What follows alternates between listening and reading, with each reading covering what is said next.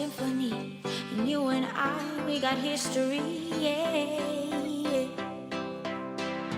And when you're alone, do you say my name or you say her name? Yeah.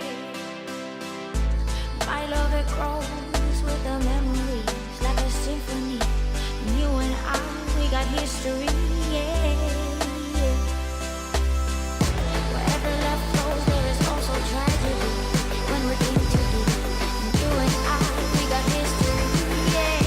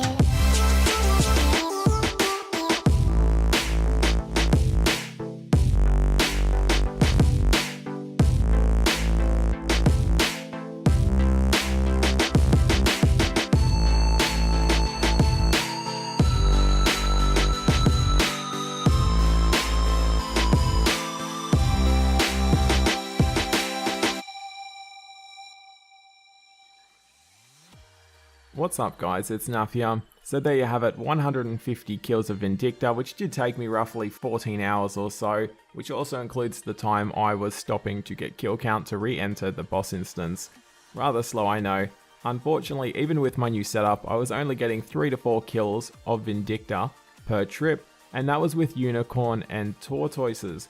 Now, I only had about 30 War Tortoise pouches, and those ran out rather quickly. I didn't anticipate going through them so quickly.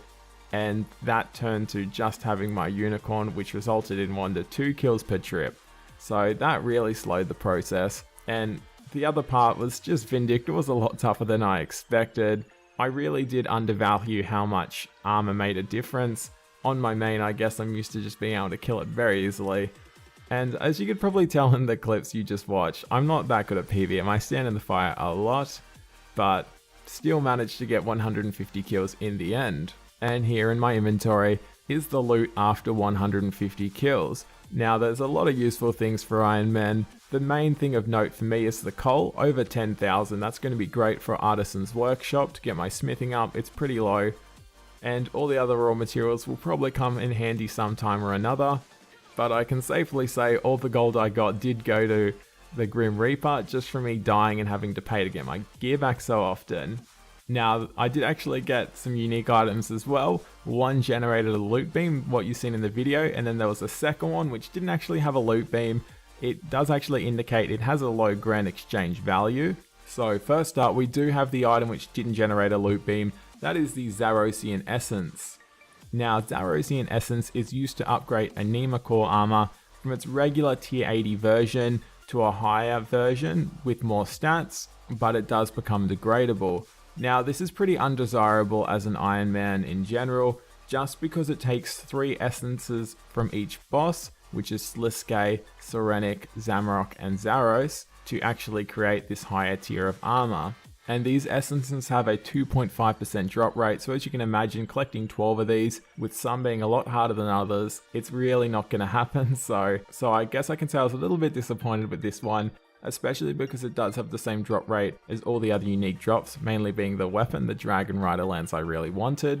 But that's just how the game works, I suppose. Can't complain. I guess it could have been worse, it could have been nothing. Now, the second unique drop, that is the Crest of Zaros, which was the loot beam you've seen in the video. Now, this on the other hand was a great drop, and it's the second best thing from Vindicta for me personally, outside of the Dragon Rider lance. So what this does is when combined with a dormant Anima Core piece of gear, which is like an uncharged or unaffected piece of gear that drops from any boss in God Wars Dungeon 2, it will become a non-degradable tier 80 piece of gear with the class type depending on which crest or which crest the god came from. Which god the crest came from. That was a bit of a tongue twister. So The Zaros crests turn gear into melee. Zamrock is ranged. Sliske is hybrid. And Serenic is magic. So I'm more than happy with melee. It works out that Zaros drops the Dragon Rider Lance, a great melee weapon with that. So I'm happy with that. Now, unfortunately, I didn't get the Dormant Anema gear to actually put my crest into, so arguably I didn't actually get anything that I could use, but it means as soon as I do get one of these Dormant Anema pieces of gear from any of the bosses in Gold Wars Dungeon 2, I can immediately put this crest in and begin using it. And although I don't have it on me, I'll probably bring up the clip. I did get 227 seals that dropped from Vindicta. They essentially just hand in for reputation with any of the gods, except for the one the seals came from. Now, I did record myself handing these in.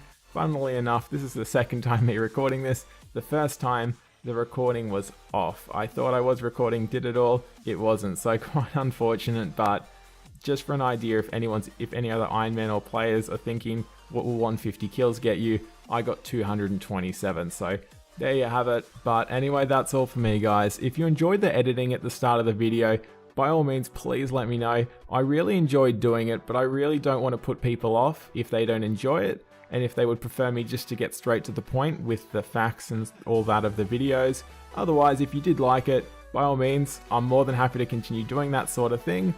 And as always, leave a like if you enjoyed the video. Thank you so much for watching, and I'll catch you in the next one.